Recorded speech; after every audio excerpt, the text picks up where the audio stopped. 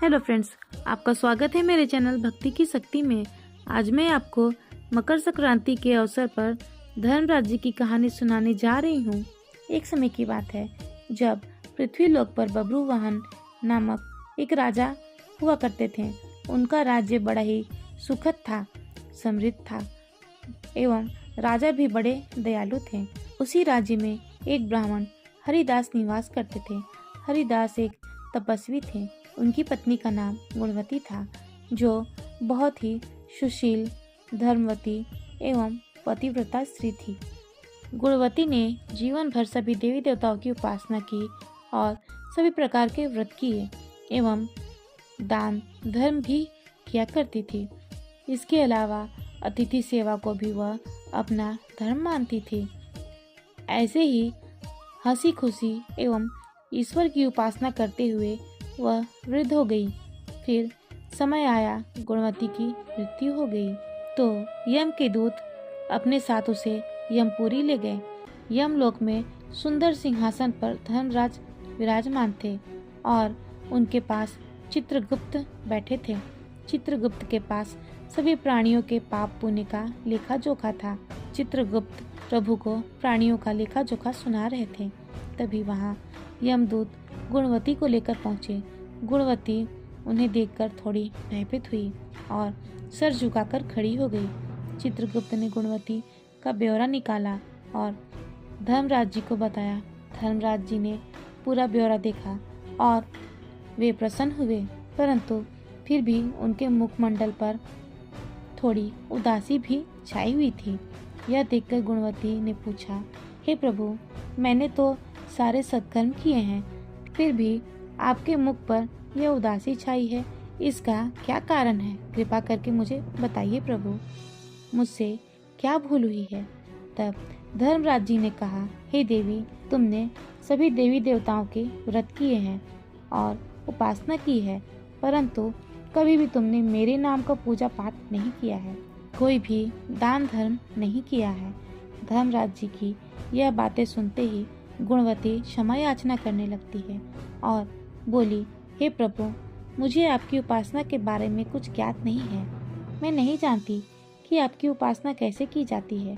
कृपया करके आप मुझे यह उपाय बताइए जिससे सभी मनुष्य आपकी कृपा पात्र बन सके।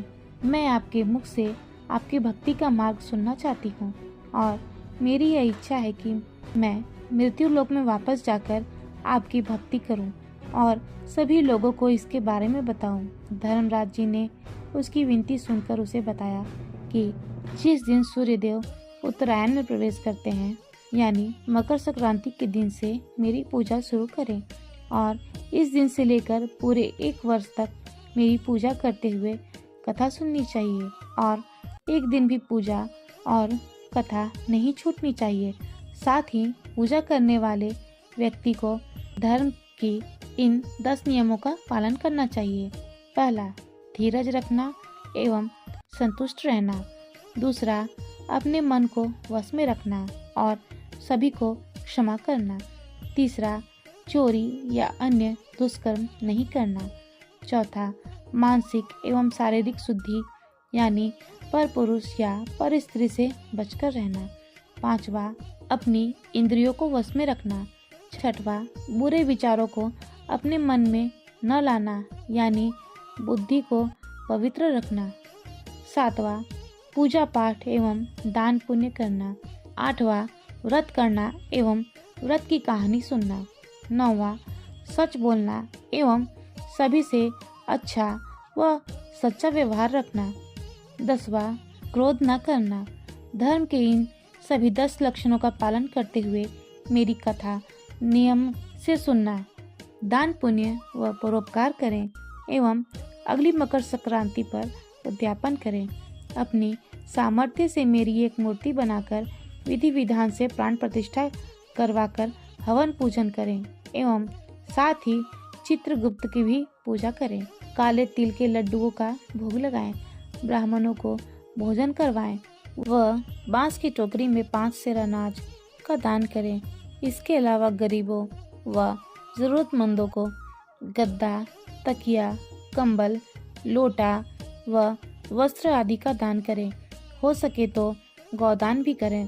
धर्मराज के व्रत की पूरी कथा सुनकर गुणवती ने पुनः धर्मराज से प्रार्थना की और कहा, हे प्रभु, मुझे फिर से मृत्यु लोक में जाने दीजिए, जिससे मैं आपके व्रत को करूं और इस व्रत का प्रचार भी लोगों के बीच करूं।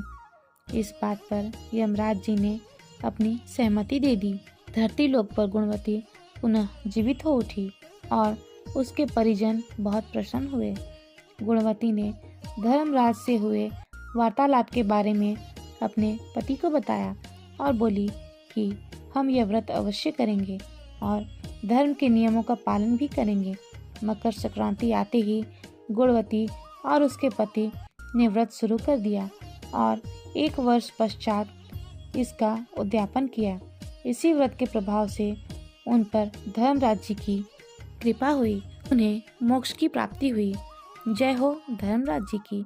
मकर संक्रांति हिंदू धर्म का प्रमुख त्योहार है। यह पर्व पूरे भारत में किसी न किसी रूप में मनाया जाता है। जब सूर्य मकर राशि में आते हैं तब इस संक्रांति को मनाया जाता है। यह त्योहार हर वर्ष जनवरी माह की 14 तारीख को मनाया जाता है। कभी कभी यह त्योहार 15 जनवरी को भी मनाया जाता है। यह इस बात पर निर्भर करता है कि सूर्य कब धनु राशि को छोड़कर मकर राशि में प्रवेश करते हैं।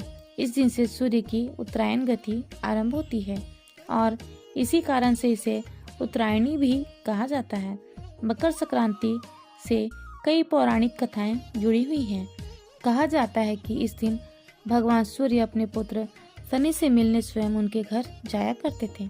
शनिदेव चूंकि मकर राशि के स्वामी हैं, अतः इस दिन को मकर संक्रांति के नाम से जाना जाता है।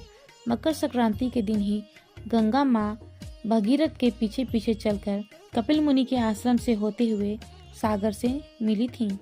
यह भी मान्यता है कि गंगा माँ को धरती पर लाने वाले महाराज भगीरथ ने अपने पूर्वजों का उद्धार के लिए इस दिन ही तर्पण किया था। उनका तर्पण स्वीकार करने के बाद इसी दिन गंगा माँ समुद्र में जाकर मिली थी। इसलिए मकर संक्रांति पर गंगा सागर में मेला लगता है। मकर संक्रांति के दिन व्रत और दान का विशेष महत्व बताया जाता है।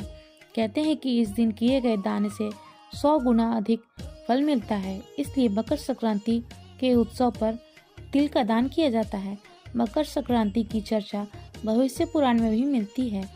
भविष्य पुराण के अनुसार सूर्य के उत्तरायण होने पर संक्रांति व्रत करने की मान्यता है। इस व्रत में संक्रांति के एक दिन पहले एक बार भोजन करने के बारे में बताया गया है। संक्रांति के दिन तेल और तिल मिश्रित जल से स्नान करना चाहिए। इसके पश्चात सूर्य देव की स्तुति करनी चाहिए। इस दिन तीर्थों में गंगा स्नान और दान करने से मोक्ष की प्राप्ति होती है।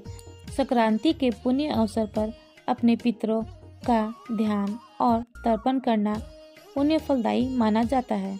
फिलहाल इस वीडियो में इतना ही। अगर आपको मेरी ये वीडियो अच्छी लगी हो तो मेरी वीडियो को लाइक एंड शेयर करें और चैनल को सब्सक्राइब करना ना भूलें। वीडियो में अंत तक बने रहने के लिए धन्यवाद।